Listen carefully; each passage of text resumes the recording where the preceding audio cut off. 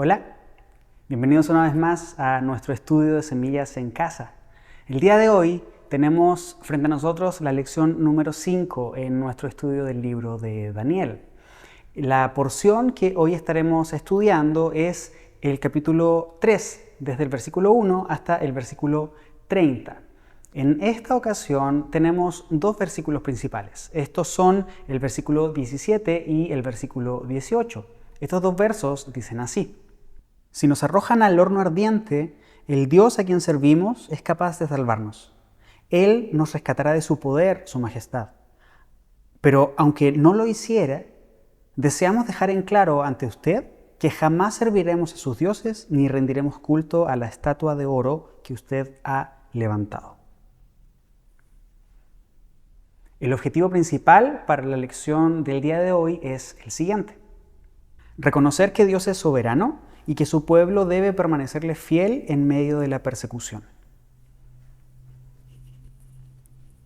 En el capítulo 1 del libro de Daniel estudiamos que Dios juzga las costumbres paganas. En ese momento, en el capítulo 1, estudiamos cómo estos babilonios tenían la intención de adoctrinar a los judíos, en realidad a todas las personas que ellos llevaban cautivos para servir en su corte, ¿no?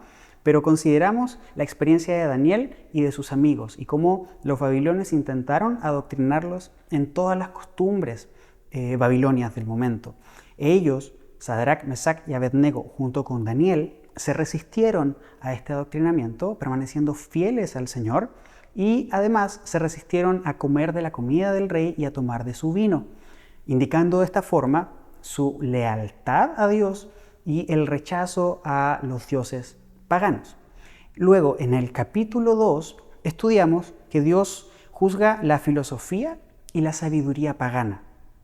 En el capítulo 2 estudiamos el sueño de Nabucodonosor. Y una de las cosas a las que llegamos, a uno de los puntos a los que llegamos, es que ninguno de los sabios de la corte del rey Nabucodonosor pudo decir el sueño, ni mucho menos explicarlo. Estudiamos en ese momento que es Dios quien se revela a quien Él quiere. Y si Dios decide no revelarse, ningún hombre tendrá acceso a Él bajo ninguna circunstancia. Por lo tanto, la conclusión a la que podemos llegar a partir de esto es que la sabiduría humana no es absolutamente nada en comparación con la sabiduría divina. En esta ocasión, en el capítulo 3 de este libro, estudiaremos que Dios juzga el orgullo pagano. El capítulo 3 de Daniel es una narración poderosa sobre la soberanía de Dios, sobre la fidelidad de su pueblo y sobre el poder de Dios para librar del peligro.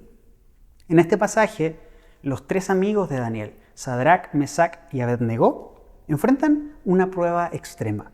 Son arrojados a un horno de fuego debido al rechazo a inclinarse ante la estatua de oro del rey Nabucodonosor. En esta historia vemos cómo Dios interviene milagrosamente, protegiéndolos y demostrando que Él es el único Dios digno de adoración. Que esta historia nos ayude a contemplar la soberanía de Dios y que también nos anime a permanecer fieles a Él. Vamos a comenzar con nuestros puntos de desarrollo y luego vamos a pasar a nuestras preguntas de aplicación y de reflexión personal.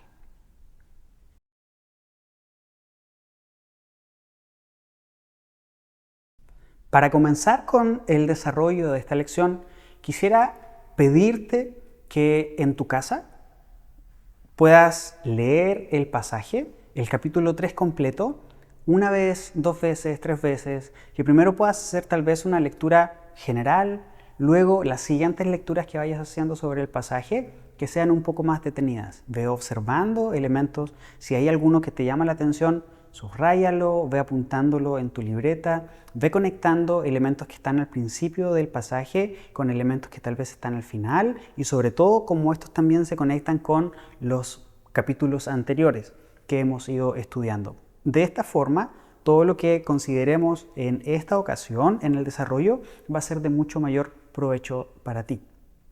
Entonces, una vez que hayas hecho esto? Vamos a comenzar situándonos en el tiempo.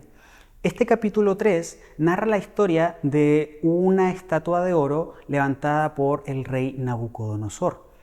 Terminábamos el capítulo 2 y en ese momento hacíamos referencia a que Daniel y sus amigos eran muchachos de aproximadamente 17 a 19 años.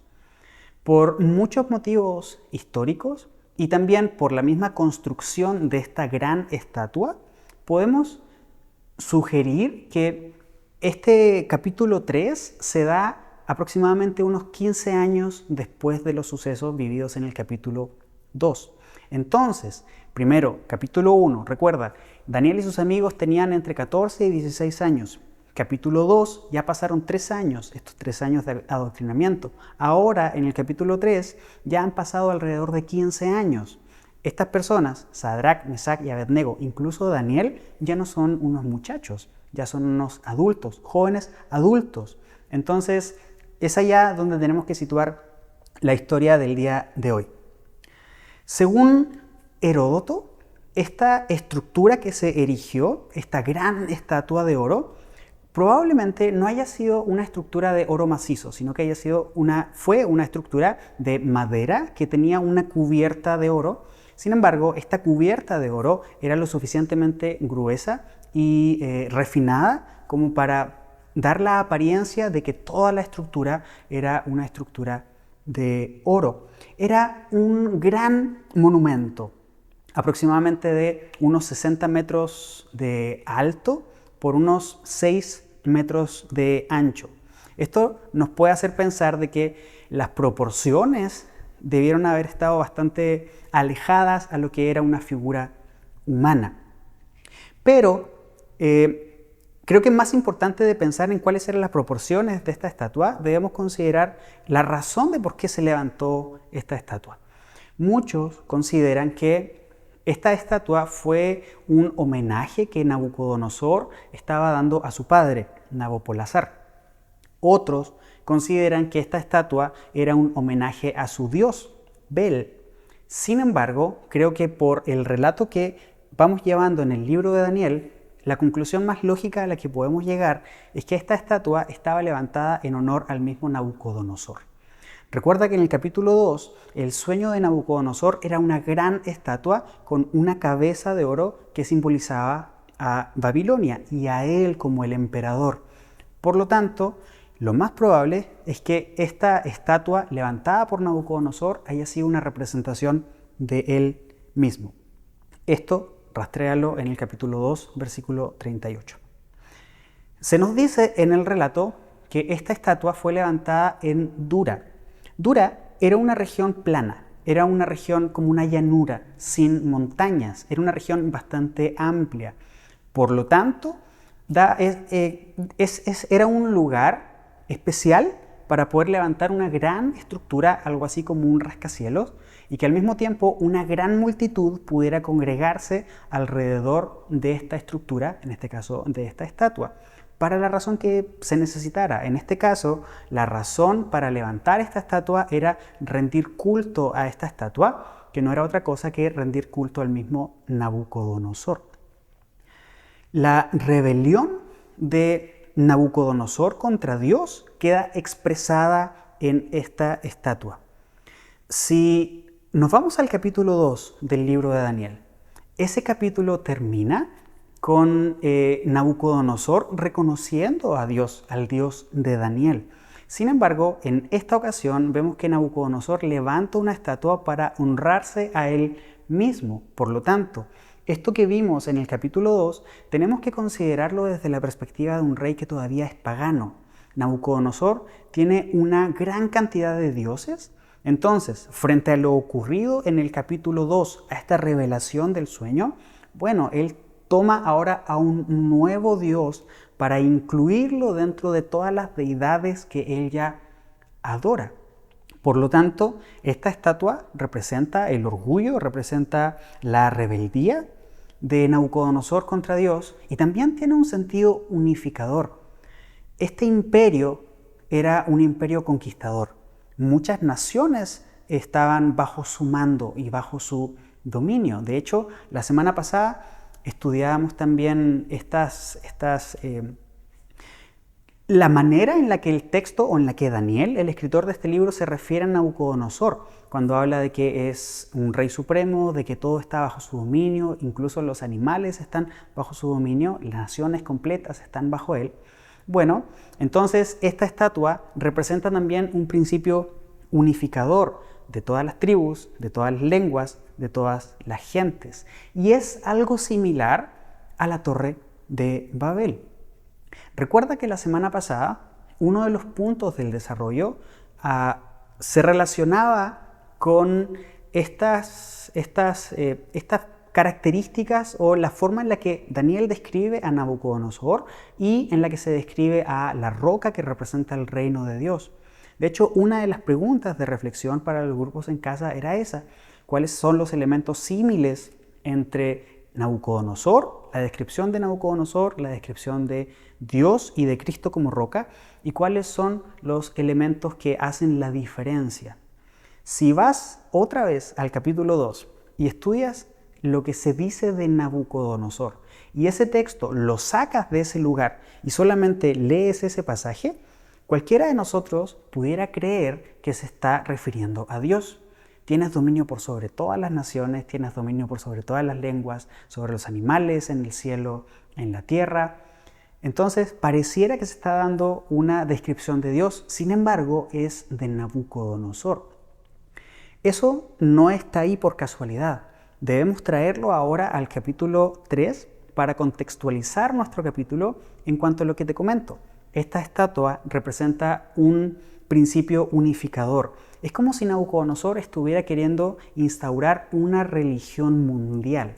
¿Por qué mundial?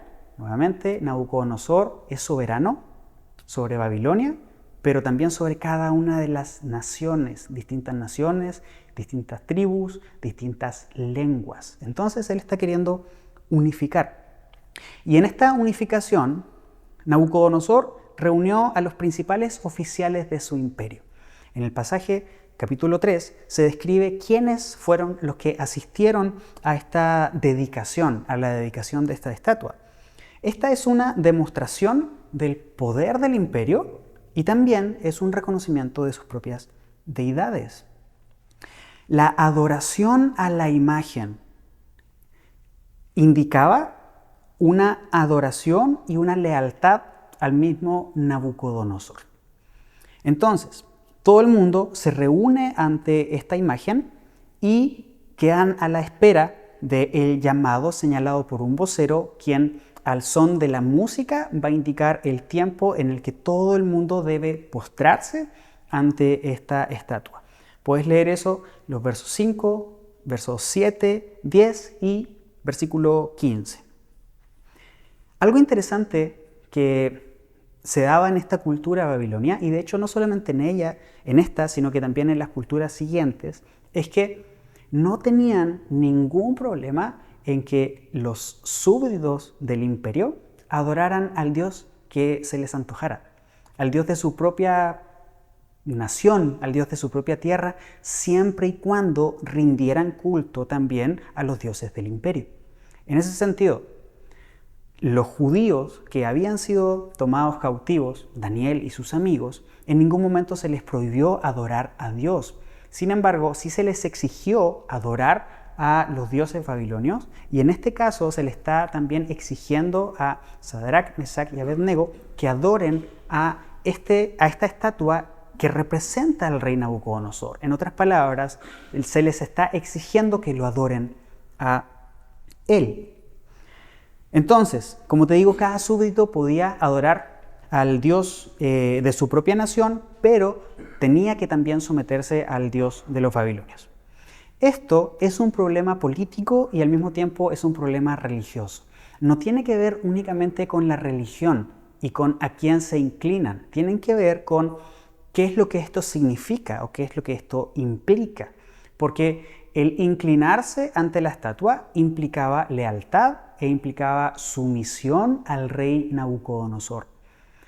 Entonces, tenemos a un hombre pagano reclamando adoración a sí mismo, pero también reclamando lealtad. Por lo tanto, tenemos frente a nosotros una historia que mezcla este conflicto político y religioso.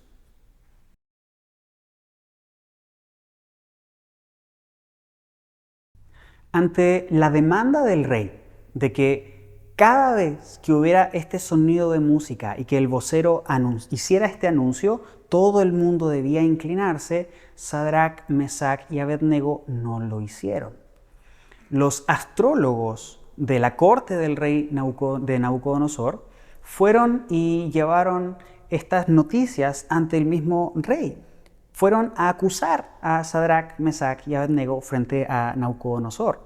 Muy probablemente había algún tipo de resentimiento entre los astrólogos y estos judíos. En el capítulo anterior, en el capítulo 2 y también en el capítulo 1, vemos que Dios, a través de Nabucodonosor, ubicó a Daniel y a estos tres judíos, Sadrach, Mesach y Abednego, en posiciones estratégicas, en posiciones de gobierno estratégicas.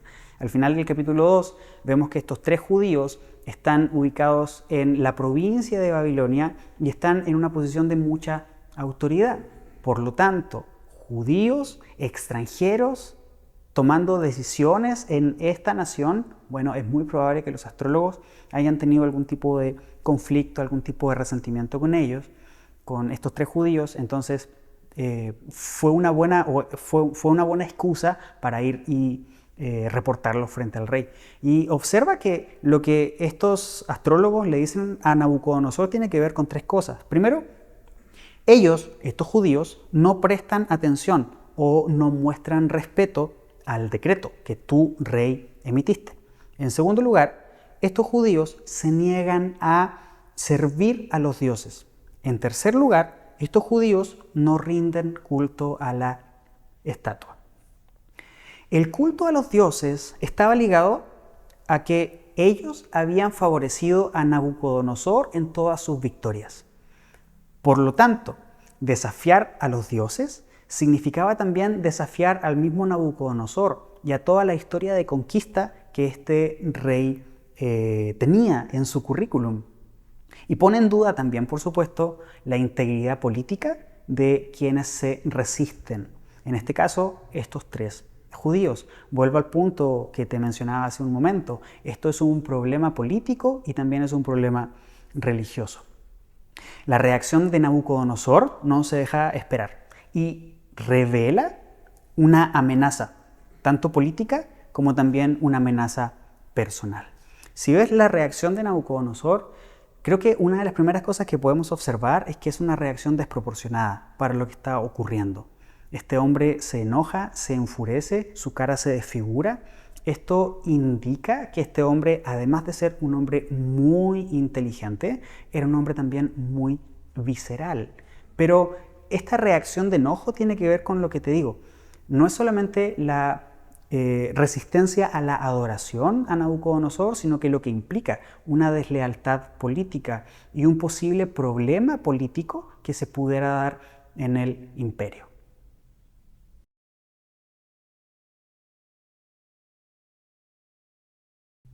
En este pasaje observamos que la negativa de estos tres judíos de postrarse y adorar a la estatua de oro del rey Nabucodonosor enfureció a este rey, enfureció a este emperador.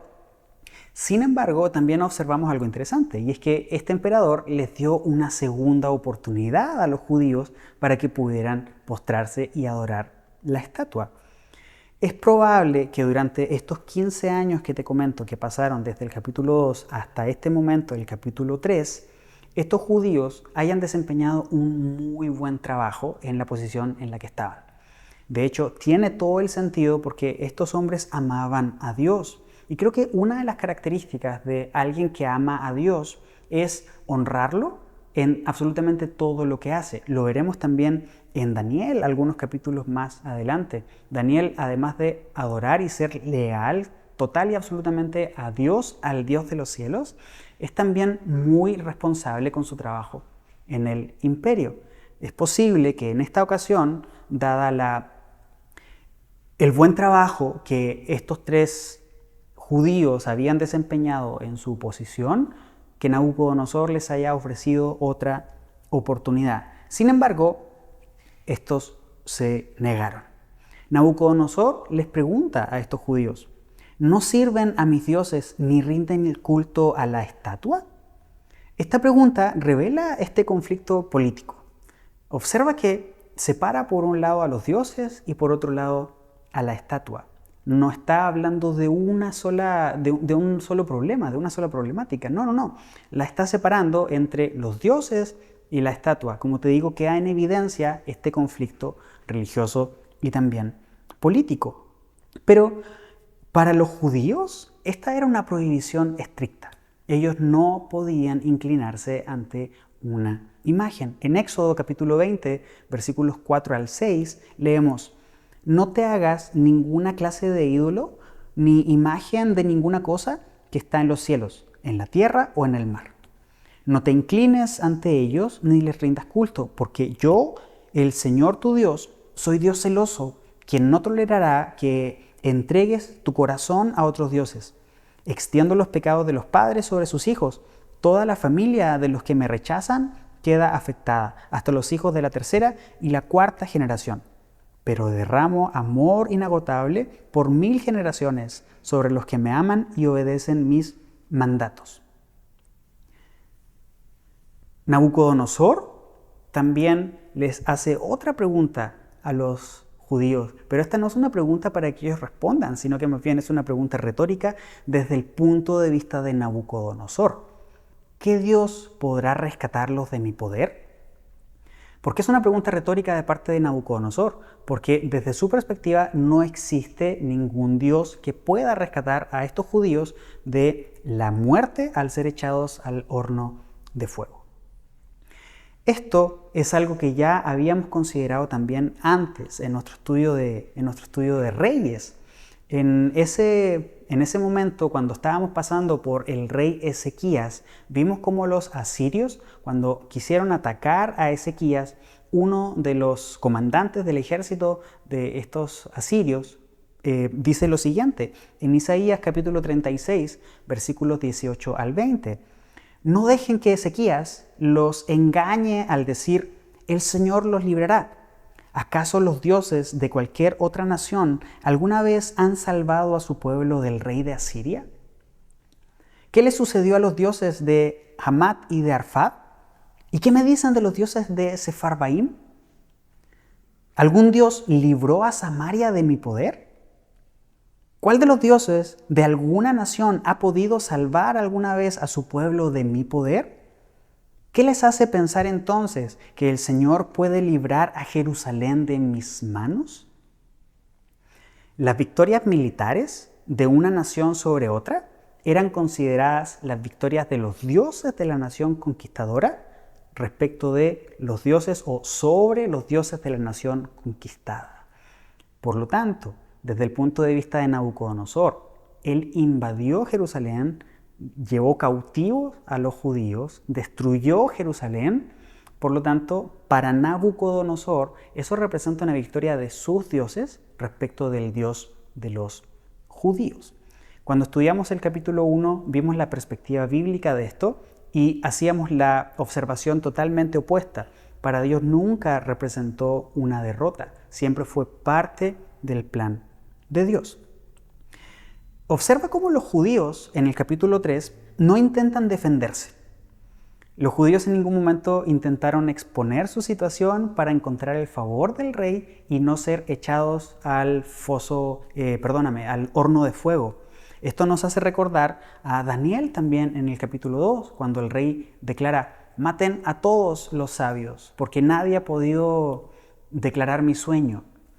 Y Daniel no intenta defenderse, simplemente pide a Dios su ayuda. En este caso, la respuesta de estos tres judíos frente a Nabucodonosor fue: no tenemos necesidad de defendernos ante usted con respecto a este asunto. Recuerda, antes, si ya leíste el pasaje, entonces sabrás que Nabucodonosor, cuando le dicen que estos 3 judíos no querían postrarse ante la estatua, Nabucodonosor les pregunta a ellos, ¿es cierto?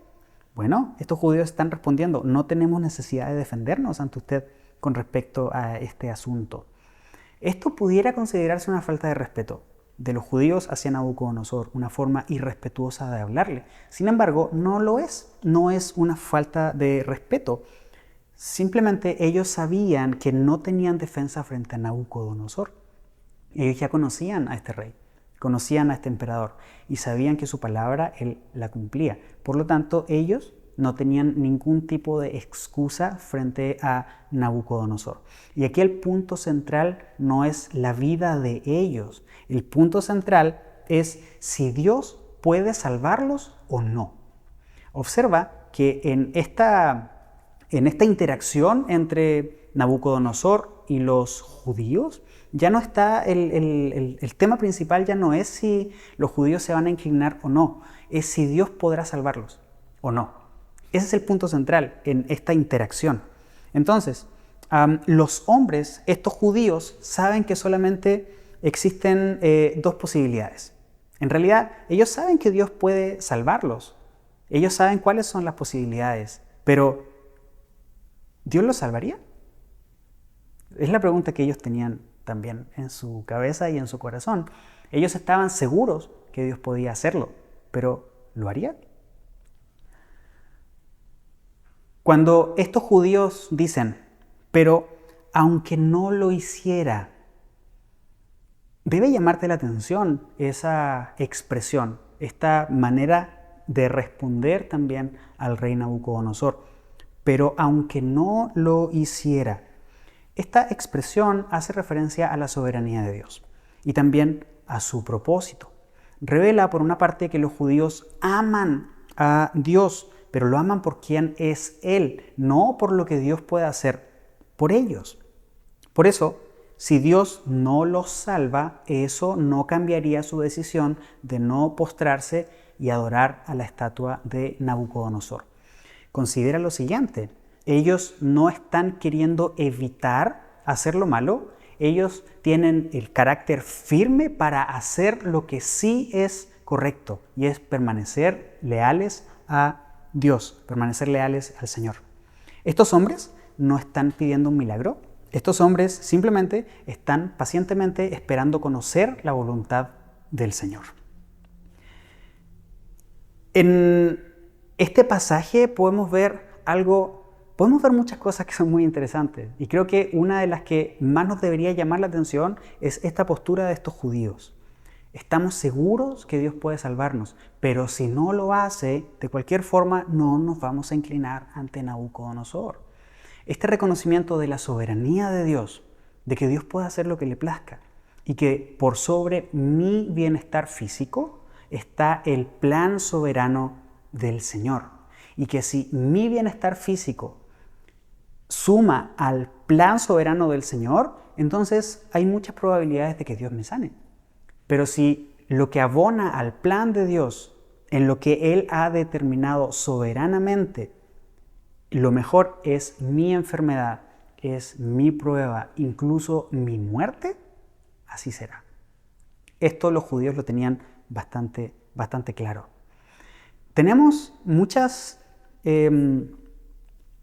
pasajes en la Biblia que apoyan este entendimiento, pero finalmente es un entendimiento espiritual de la vida. Creo que el máximo ejemplo lo tenemos en nuestro Señor Jesucristo. Cuando en Mateo 26, Jesús está en el Getsemaní, en el verso 39, poco antes de ser crucificado, leemos lo siguiente. Él se adelantó un poco más y se inclinó rostro en tierra mientras oraba. Padre mío, si es posible, que pase de mí esta copa de sufrimiento. Sin embargo, quiero que se haga tu voluntad, no la mía. Hebreos capítulo 11, versículos 35 al 38 dicen, hubo mujeres que recibieron otra vez con vida a sus seres queridos que habían muerto. Sin embargo, otros fueron torturados porque rechazaron negar a Dios a cambio de la libertad. Ellos pusieron su esperanza en una vida mejor que viene después de la resurrección. Algunos fueron ridiculizados y sus espaldas fueron laceradas con látigos. Otros fueron encadenados en prisiones. Algunos murieron apedreados. A otros los cortaron por la mitad con una sierra y a otros los mataron a espada. Algunos anduvieron vestidos con pieles de ovejas y cabras, desposeídos y oprimidos y maltratados. Este mundo no era digno de ellos. Vagaron por desiertos y montañas, se escondieron en cuevas y hoyos en la tierra.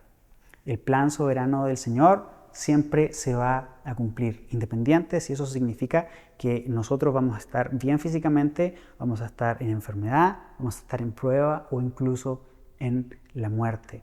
Lo interesante es que en medio de todo esto, esta realidad, la fe de estos judíos se mantuvo firme al Señor porque amaban a Dios por quien es Él y no por lo que Dios podía hacer por ellos.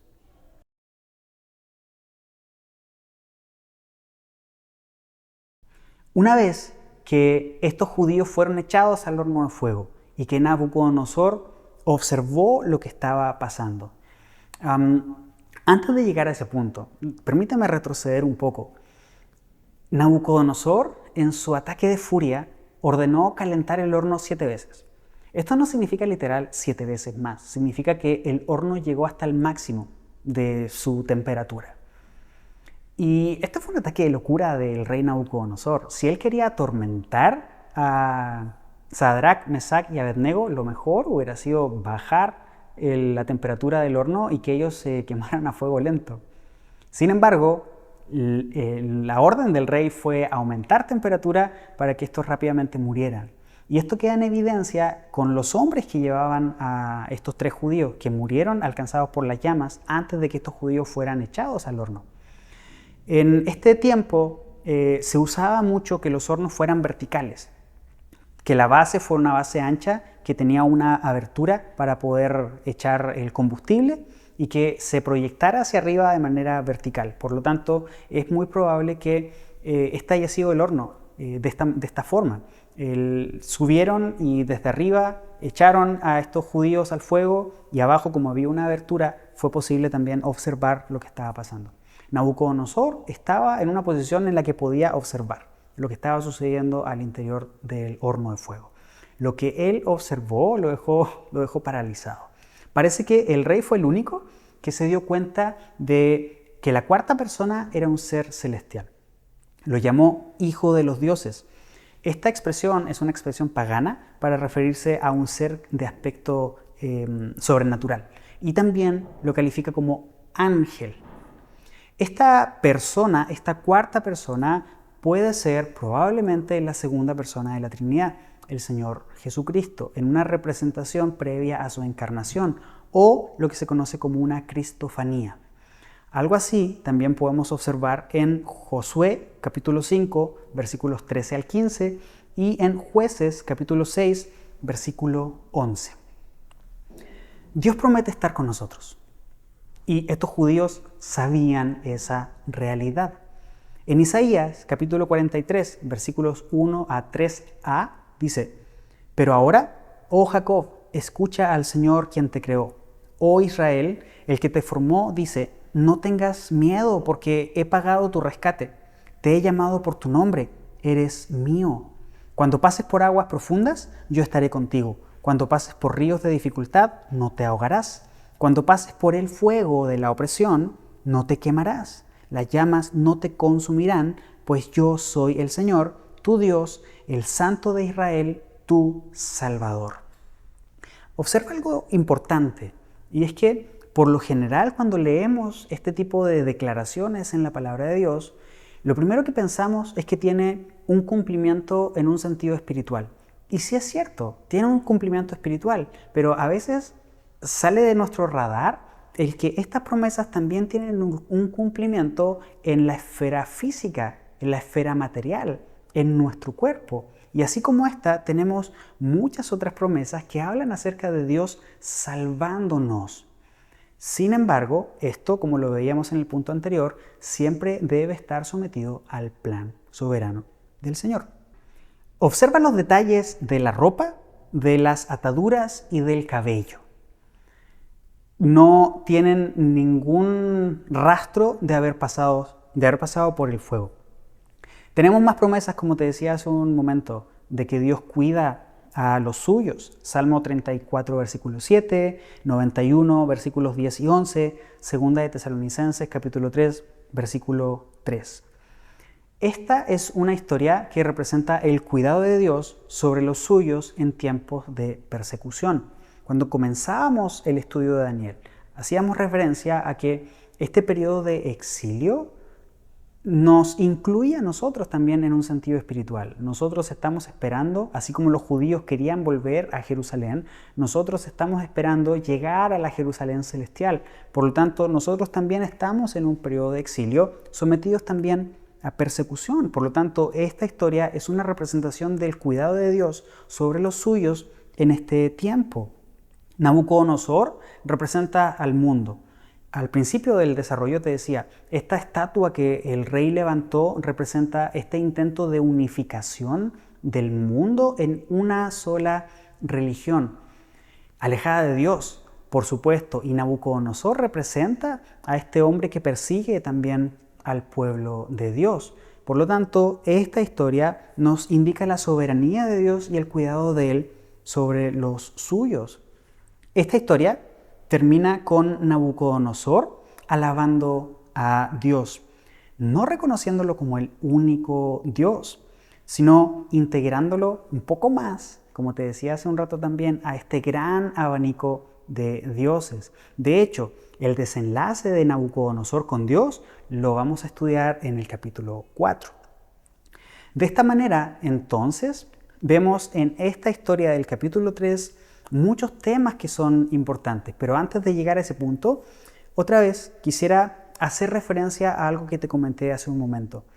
Las promesas de Dios que se cumplen en un sentido espiritual pueden también cumplirse en un sentido físico, material, en nuestros cuerpos. Dios quiere nuestra salvación, por supuesto que la quiere, pero más importante que nuestra salvación física es nuestra salvación espiritual. Y aquí vemos esta tensión entre estos tres judíos y la realidad de lo que está pasando en su entorno físico.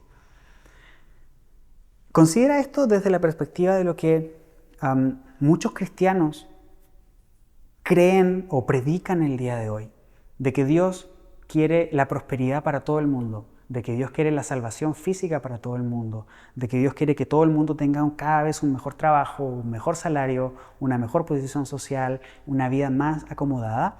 Y nos encontramos con pasajes como este que nos indican todo lo contrario.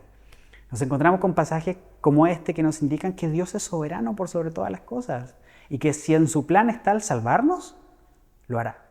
Pero que si en su plan está el hacernos pasar por fuego y morir, también lo hará.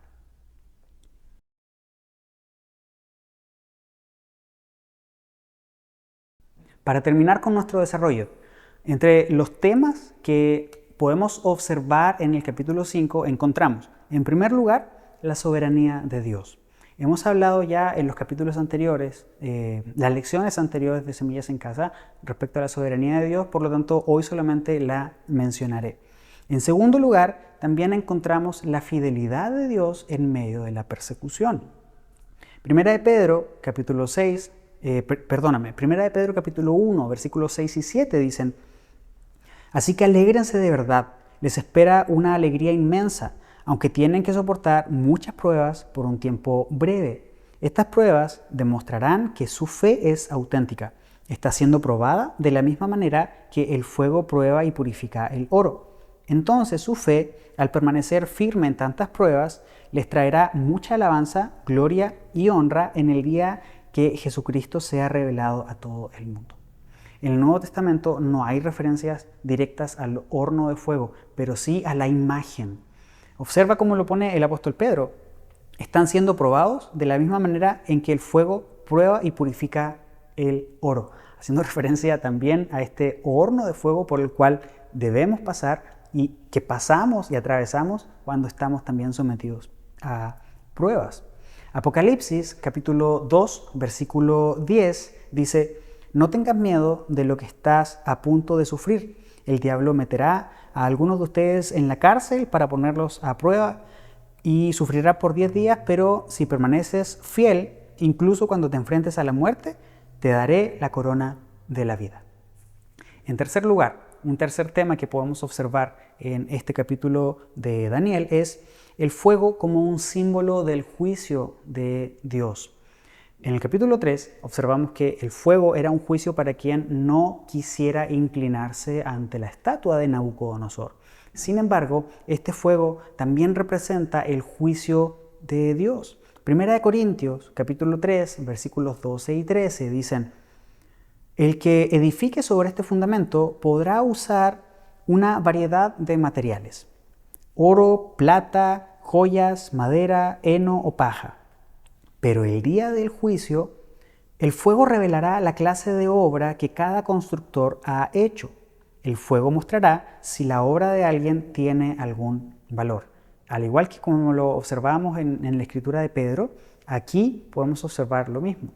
Todos estos materiales con los que se construye, cuando pasen por el fuego, probarán si tienen algún valor. Si persisten, entonces sí lo tienen, pero si no, serán destruidos por el fuego. Volvamos a la historia de Sadrach, Mesach y Abednego pasando por el fuego y saliendo de ahí de manera intacta.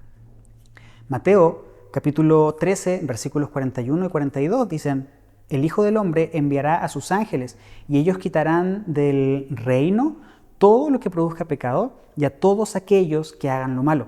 Y los ángeles los arrojarán al horno ardiente, donde habrá llanto y rechinar de dientes. En cuarto lugar, otro tema que podemos observar en este pasaje es la presencia de Cristo en medio del sufrimiento. Mateo capítulo 28, versículo 20b, en palabras de nuestro Señor Jesucristo, dice: y tengan por seguro esto, que estoy con ustedes siempre hasta el fin de los tiempos. En Hebreos capítulo 13, versículos 5 y 6 leemos: no amen el dinero, estén contentos con lo que tienen, pues Dios ha dicho: nunca te fallaré, jamás te abandonaré. Así que podemos decir con toda confianza: el Señor es quien me ayuda, por tanto no temeré. ¿Qué me puede hacer un simple mortal? Nuestro Señor Jesucristo ha prometido estar con nosotros en medio de la prueba y en medio del sufrimiento. Cristo, el Salvador que libra del fuego del juicio, es otro de los temas que también podemos observar en este pasaje. Primera de Tesalonicenses, capítulo 1, versículo 10b, dice: Dios es quien nos rescató de los horrores del juicio venidero.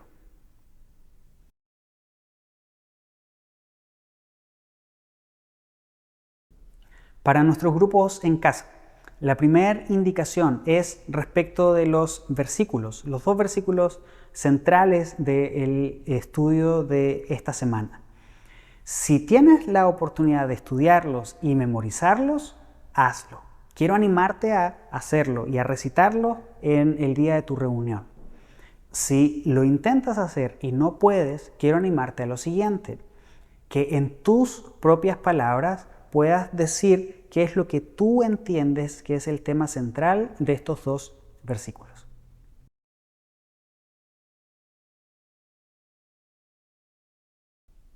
En segundo lugar, para nuestros grupos en casa, tenemos la siguiente pregunta: ¿cómo demuestra este capítulo la soberanía de Dios sobre los gobernantes terrenales?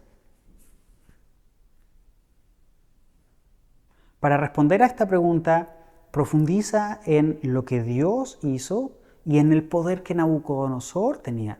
Nadie podía resistirse a él y de hecho queda en evidencia cuando echan al horno de fuego a estos 3 judíos. Sin embargo, Dios es soberano por sobre Nabucodonosor.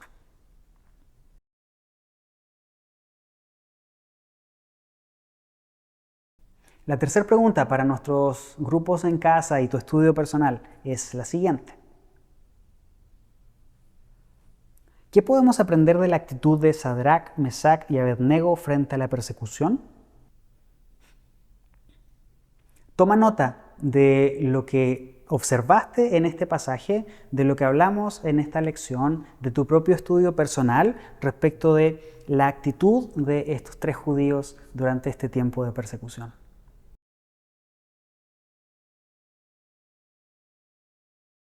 cuarto lugar, la pregunta para tu estudio personal y los grupos en casa es la siguiente.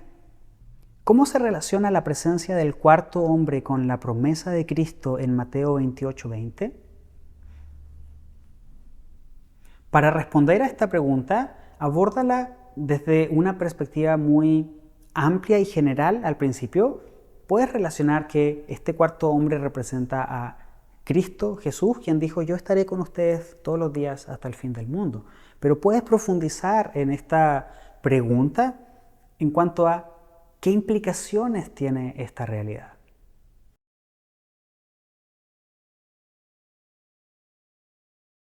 Finalmente, para tu estudio personal y para los grupos en casa, tenemos dos preguntas. ¿Has vivido alguna experiencia de persecución por tu fe? ¿Y cuál ha sido tu respuesta? Para responder a esta pregunta quisiera invitarte a pensar lo siguiente. Cuando pensamos en persecución, una de las primeras cosas o primeras imágenes que se nos vienen a nuestra mente es a todas las personas que han tenido que dar su vida por su fe. Tenemos a todos los mártires del Antiguo Testamento, tenemos a los mártires de la Iglesia al comienzo del Nuevo Testamento, y en el día de hoy tenemos a mucha gente que aún sigue dando su vida por la predicación del Evangelio. Aquí en México no tenemos esta persecución como tal, por lo menos en la ciudad en donde nosotros estamos viviendo. Entonces, ¿a qué me refiero con esta persecución? ¿O a dónde quiero invitarte? ¿Por dónde quiero invitarte a considerar esta pregunta? Cada vez que expresamos nuestra fe, vamos a recibir algún tipo de oposición. Esta oposición puede presentarse de muchas maneras, como por ejemplo exclusión. Exclusión de los grupos. Puede presentarse a través de burlas, puede presentarse a través de enojos también. Entonces, ¿has vivido alguna experiencia de persecución en tu fe? Velo desde este filtro. Y la segunda pregunta, ¿cuál ha sido tu respuesta? De la manera más honesta, comparte cuál ha sido tu experiencia y cuál ha sido tu respuesta en estas situaciones. Estamos llegando al final de nuestra quinta lección del libro de Daniel.